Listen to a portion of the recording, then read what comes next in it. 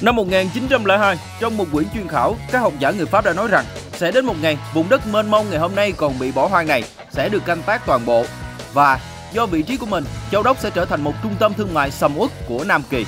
Và sau hơn 100 năm, điều đó có phần chính xác khi nơi đây chuyển mình thành một đô thị đông đúc, một điểm sáng trên nền trời đêm châu thổ. Trong trường ca Con đường cái quan của nhạc sĩ Phạm Duy thì có dẫn câu ca dao đèn nào cao bằng đèn Châu Đốc. Rõ ràng đây là một địa phương đồng bằng, vậy tại sao có ngọn đèn cao mà không nơi nào cao bằng? Chúng ta sẽ giải thích câu này ở cuối video.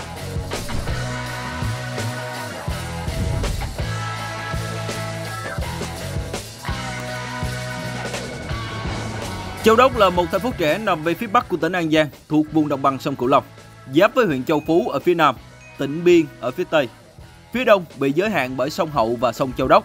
Ngăn cách với bờ phía bên kia thường được gọi là các huyện thị Cù Lao, bao gồm Phú Tân, Tân Châu và An Phú. Địa phương có 16 km biên giới bộ, giáp với tỉnh Tà Keo, Vương quốc Campuchia. Châu Đốc cách đều Cần Thơ và Phnom Penh trên cả đường bộ và đường sông, với khoảng cách trên dưới 110 km. Hiện nay thì Châu Đốc là thành phố lớn thứ hai của tỉnh và không còn giữ vai trò là thủ phủ của tỉnh An Giang nữa. Thủ phủ của tỉnh hiện nay là thành phố Long Xuyên, cách Châu Đốc 56 km. Châu Đốc được lập như thế nào?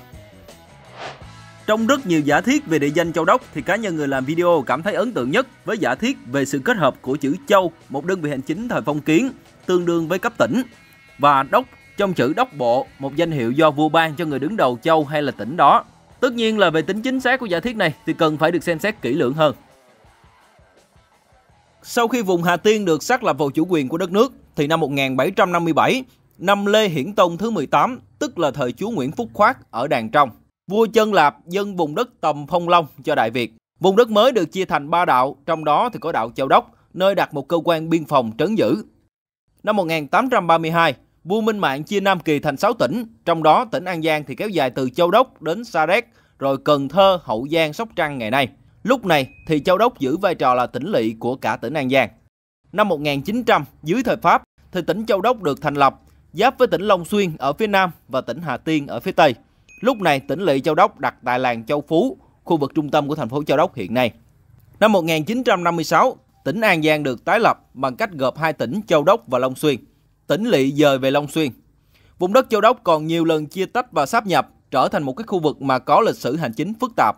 Đến năm 2013 thì nó được công nhận là thành phố trực thuộc tỉnh An Giang, giữ vai trò là một trung tâm kinh tế, giáo dục và y tế ở phía bắc của tỉnh An Giang. Hành chính. Thành phố Châu Đốc hiện nay được chia thành 7 phường xã. Các phường bao gồm Châu Phú A, Châu Phú B. Tất cả người dân ở đây đều gọi hai phường này là phường A và phường B. Phường Núi Sam, Vĩnh Mỹ, Vĩnh Nguồn. Hai xã là Vĩnh Tế và Vĩnh Châu.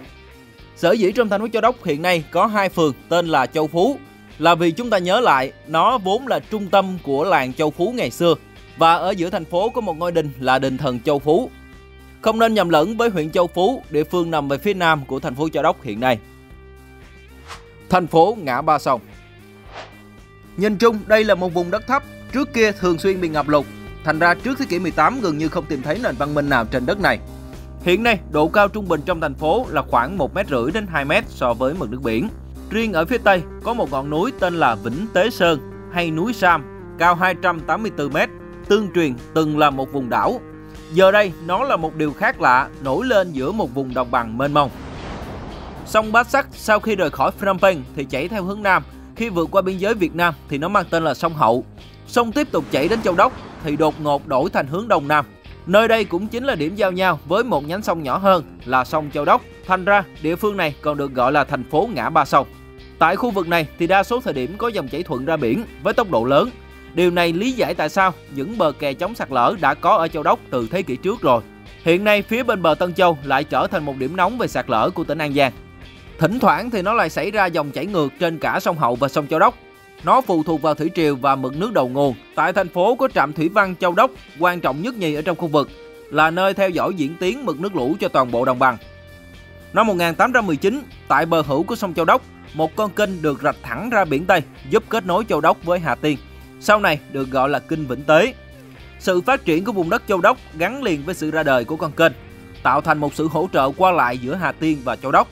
tận dụng được thương cảng Hà Tiên, tàu bè có thể đi từ Simla, Mã Lai đến tận Châu Đốc, trong khi các đơn vị tại đồn Châu Đốc sẽ hỗ trợ vùng biên biển này trong trường hợp có loạn tặc hoặc xâm lăng. Từ đầu thì vai trò quân sự của Châu Đốc là rõ ràng. Đô thị Châu Đốc với diện tích 104,7 km², thành phố có tổng dân số là 120.000 người. Nhìn chung, mức độ tập trung dân cư của đô thị này là khá cao, có nghĩa là nó tập trung ở một vài khu vực hơn là rải đều trên phạm vi toàn thành phố. Nhìn trên bản đồ vệ tinh thì chúng ta thấy rằng phố xá chỉ tập trung ở hai phường Châu Phú A và Châu Phú B, một số ít ở vòng quanh núi Sam thuộc phường núi Sam. Còn lại là một diện tích rất lớn là đất đai dành cho nông nghiệp, chủ yếu là trồng lúa. Hiện nay thì toàn thành phố đất đai đã được khai phá hết rồi và năng suất canh tác thì cũng rất là cao. Trở lại khu vực trung tâm, mật độ dân số tại phường A lên tới 5.000 người trên 1 km², gần gấp đôi so với phường B lân cận và gấp 5-6 lần các xã phường còn lại. Cảm giác như là đi ở trung tâm Châu Đốc thì rất là đông đúc luôn, cảm thấy nhịp sống thì nó sôi động hơn hẳn so với Hà Tiên. Ở giữa trung tâm là chùa Bồ Đề Đạo Tràng, được xây dựng theo hình bát giác. Nghe đâu chỗ này sắp tổ chức thành quảng trường và phố đi bộ, một cái trung tâm văn hóa và tín ngưỡng của người dân Châu Đốc. Bên phải là ngôi chợ lớn nhất ở đây. Trước đây nó hơi lộn xộn và lụp xụp, thành ra hôm rồi mới được cải tạo, phân thành 4 khu. Khu mới ven sông thì khang trang và trật tự, trong khi kiến trúc cũ thì vẫn được giữ nguyên. Các bạn đánh giá sao về diện mạo đường phố? Tôi thì thấy rằng phải tính tới việc ngầm hóa lưới điện nữa thì rất là ổn luôn. Đô thị Châu Đốc đang mở rộng về phía Nam và đang triển khai các dự án tại khu phức hợp đô thị tại phường Vĩnh Mỹ. Hy vọng sắp tới diện mạo đô thị sẽ ngày càng đẹp hơn.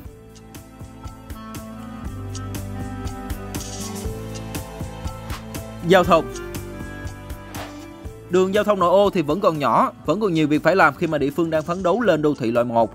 Trong khi đó thì quốc lộ, tỉnh lộ và các con đường kết nối thì rất là tốt luôn. Châu Đốc tính ra cũng là một địa phương xa xôi nhưng mà cũng khá thuận lợi về giao thông đường bộ. Khi mà quốc lộ 91 một đầu nối Châu Đốc với Long Xuyên, Cần Thơ, một đầu nối với cửa khẩu Tịnh Biên và quốc lộ 2 của Campuchia. Đường tỉnh 955A Châu Đốc Tịnh Biên cũng vừa được nâng cấp, vô cùng thông thoáng. Quốc lộ 91C nối Châu Đốc với cửa khẩu Khánh Bình, huyện An Phú. Quốc lộ N1 đoạn qua Châu Đốc thì trùng với quốc lộ 91 nối với Hà Tiên. Từ nội ô đi núi Sam có Tân Lộ Kiều Lương, một con đường phải nói là đẹp nhất của tỉnh An Giang. Đồng thời tại đây cũng đang triển khai 2 dự án rất đáng chờ đợi là cầu Châu Đốc bắc ngang qua sông Hậu, khai thông toàn tuyến N1, trục giao thông phía bắc của đồng bằng sông Cửu Long từ Long An tới Kiên Giang. Dự án thứ hai là cao tốc trục ngang đầu tiên của miền Tây, Châu Đốc, Cần Thơ, Sóc Trăng. Cảm thấy địa phương này đang có lợi thế rất lớn. Về giao thông thủy thì kênh Bến Tế không còn là con kênh thương mại quan trọng nữa, nhưng hiện nay vẫn được dùng để vận chuyển hàng hóa hạn chế. Sông Hậu thì khác, vẫn rất là nhộn nhịp. Hiện thì có rất nhiều chuyến tàu cố định vận chuyển hành khách từ Châu Đốc đi thủ đô Phnom Penh của Campuchia. Mình thì chưa đi chuyến này lần nào, nhưng nghe mấy bạn nói là giá rất là rẻ, rất tiếc là quên giá bao nhiêu rồi. Với khung cảnh rất là đẹp, thành ra nếu có dịp thì đây cũng là một lựa chọn lý thú.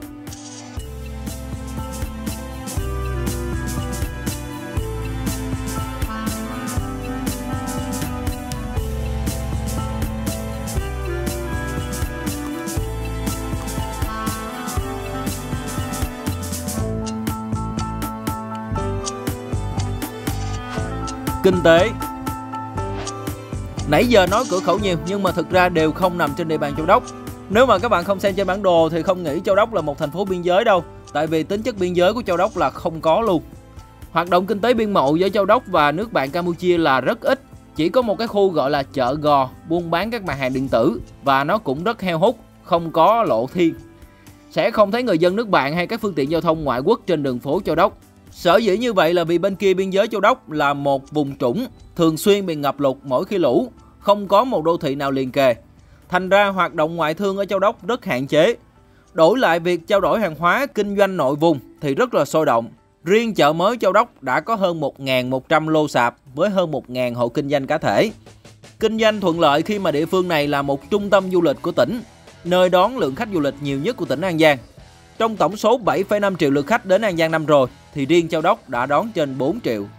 Ngoài thương mại và dịch vụ du lịch là mũi nhọn, địa phương còn hàng chục ngàn hecta trồng lúa và cây ăn quả, cùng với một số ít các cơ sở xay sát và chế biến gạo. Trên sông Hậu và sông Châu Đốc, người dân có nuôi cá, chủ yếu là cá tra. Thành phố gần như không hiện diện cơ sở công nghiệp nào. Thành phố lễ hội. Châu Đốc là quê hương của lễ hội vía Bà Chúa Xứ núi Sam. Đây là lễ hội lớn nhất ở Nam Bộ. diễn ra từ 23 đến 27 tháng 4 âm lịch. Trong tín ngưỡng dân gian, người ta tin rằng đây là một vị thần linh thiêng đáp ứng những mong cầu của người chiêm bái, đặc biệt là trong việc làm ăn. Hai lễ quan trọng nhất là rước kiệu bà từ trên núi Sam về miếu bà dưới chân núi và lễ tắm bà vào lúc nửa đêm. Không chỉ vào các ngày lễ mà dịp đầu năm, nhiều người buôn bán từ Sài Gòn, Đà Nẵng cũng đến đây cầu một năm buôn bán thuận lợi. Thú vị là ở miền Đông cũng có hai ngôi chùa chi nhánh của chùa Châu Đốc là chùa Châu Đốc 2 tại Nhà Bè và Châu Đốc 3 tại thành phố Thủ Đức. Lễ hội Bà Chúa Xứ núi Sam đã được công nhận là lễ hội cấp quốc gia và Bộ Văn hóa, Thể thao và Du lịch cũng đang chuẩn bị hồ sơ đề nghị UNESCO công nhận là di sản văn hóa phi vật thể đại diện của nhân loại.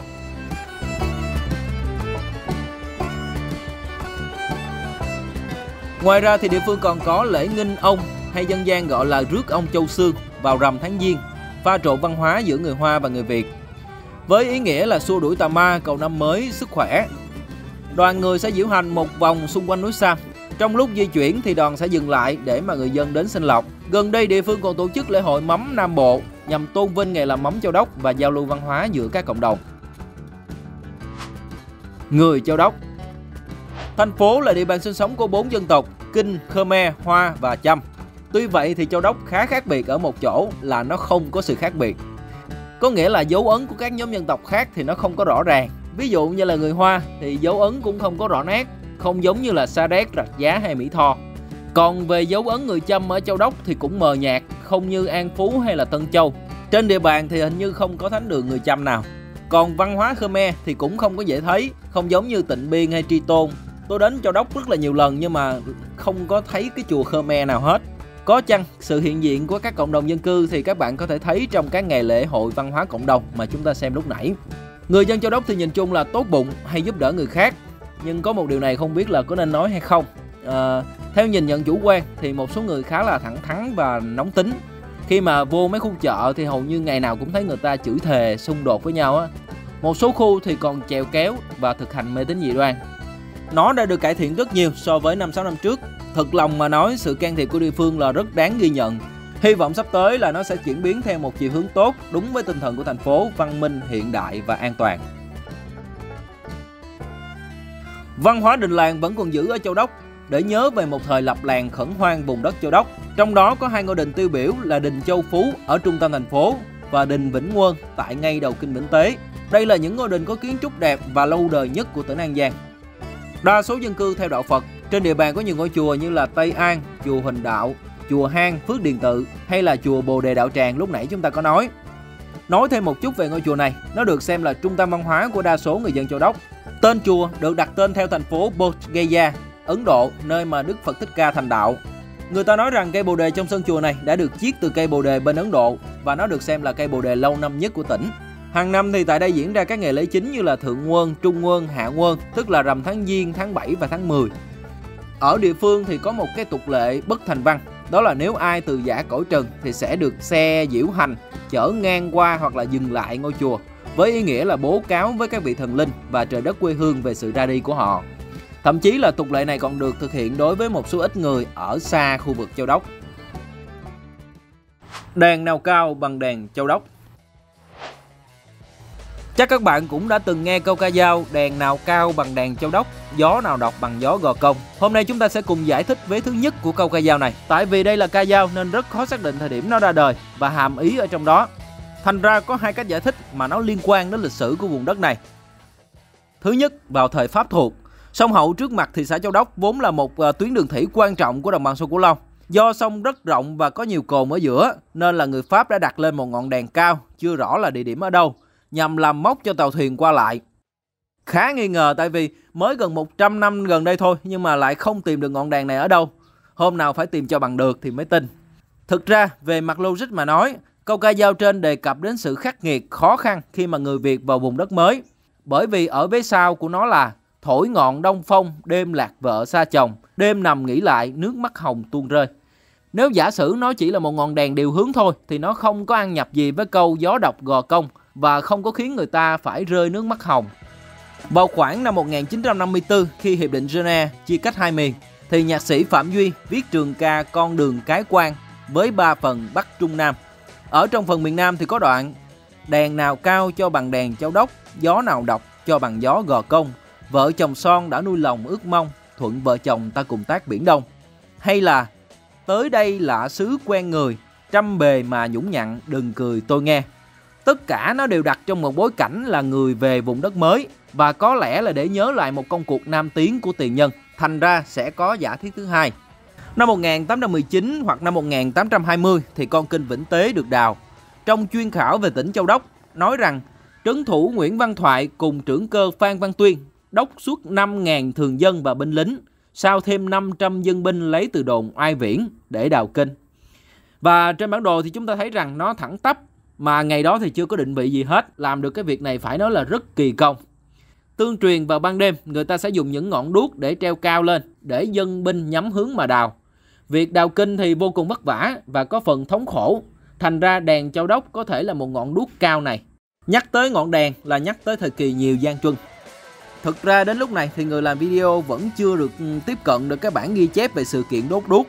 Hy vọng sắp tới tiếp tục bổ sung hoặc là phản biện trong một cái video khác. Có thể là video về con kênh đào này cũng nên. Rồi, còn rất nhiều nội dung mà mình đã lược bớt, với mong muốn mang đến cho mọi người một video ngắn gọn thôi. Còn nhiều điều thú vị mà khi đến địa phương các bạn sẽ nhận ra. Cảm ơn sự giúp đỡ của anh chị và cô chú tại Châu Đốc. Một số anh em bên ngoài Châu Đốc đã đồng hành thực hiện video này. Chúc địa phương sớm phát triển và đạt mục tiêu của mình. Chúc khán giả gặp nhiều may mắn thuận lợi. Nếu mà chưa đăng ký thì đừng ngần ngại bấm đăng ký nha. Hẹn gặp lại quý khán giả trong video gần nhất.